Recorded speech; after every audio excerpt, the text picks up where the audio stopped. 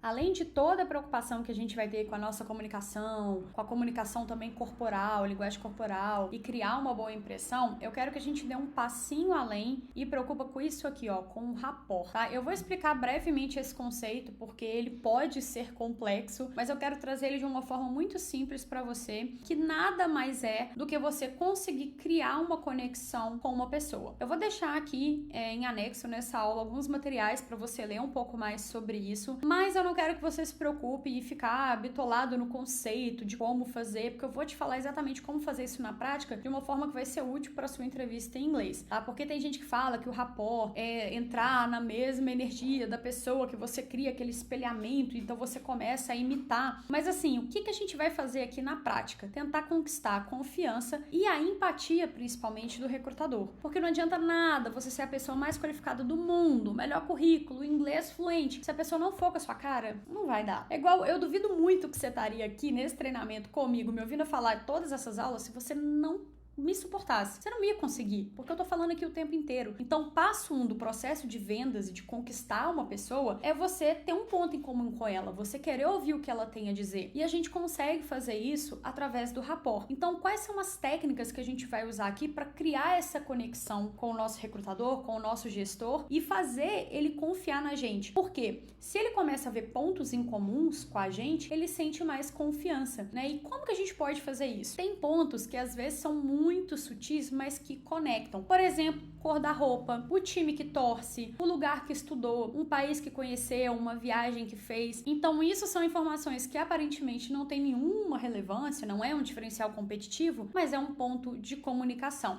Então, vou dar um exemplo aqui, até mostrando um pouco mais o meu cenário. Ó, eu tô aqui falando com você e você tem um monte de informação sobre mim que eu não mencionei até agora. Eu tô com um cenário diferente, né? Então você tem o meu diploma, você tem aqui o nome da minha empresa, tem alguns livros que eu gosto de ler, tem coisinhas de viagem, né? Pirâmide do Egito, camelinho do deserto, a faixa aqui da Irlanda tá espelhado. Então tem muita informação sobre mim que você consegue ver.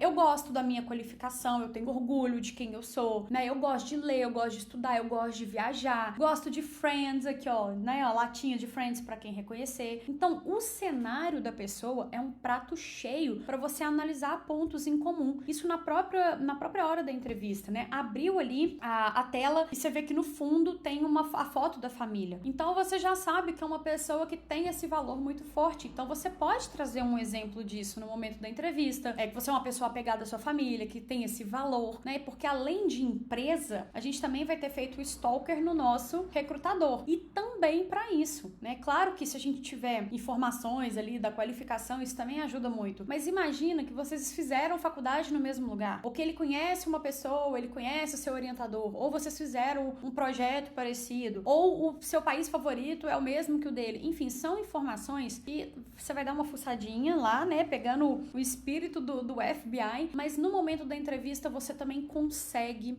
captar isso simplesmente olhando o cenário, o time que torce, a cor da roupa, se é uma pessoa mais séria, você já vai tratar um pouco, né? Você não vai ficar tão eufórico e sorridente, mas isso aí é muito do feeling do momento também, porque a partir daí você consegue selecionar o seu discurso, você vai ter as pistas ali, então por isso que eu tô deixando esses materiais aqui em anexo, esses sites, para você dar uma olhada e entender um pouco mais de como é que você vai analisar. Você não precisa ser nenhum expert de linguagem corporal, mas isso vai te ajudar muito a performar melhor. E cuidado com a questão dos gestos, porque tem gente que ensina que para você ter um rapport, conseguir fazer um rapport com a pessoa, você precisa imitar os gestos dela. Uma vez ou outra ainda vai. Então, por exemplo, passei a mão no cabelo, aí um minuto depois assim, você passa também. Você me imitou, eu não percebi, porque foi sutil. Se eu faço assim, imediatamente você faz também, eu vou perceber. Poxa, esse cara tá, né? Como assim? Agora, se for sutil, passei, daí um tempo você vai e faz também. Isso é inconsciente. Quanto mais sutil for, a pessoa não vai prestar atenção. Mas ela,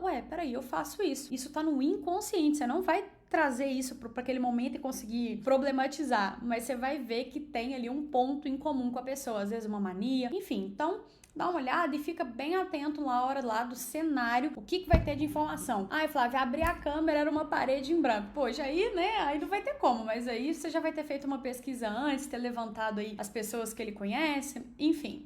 Então, pratica isso, dá uma estudada em rapport, que isso vai te ajudar muito a conquistar a empatia das pessoas.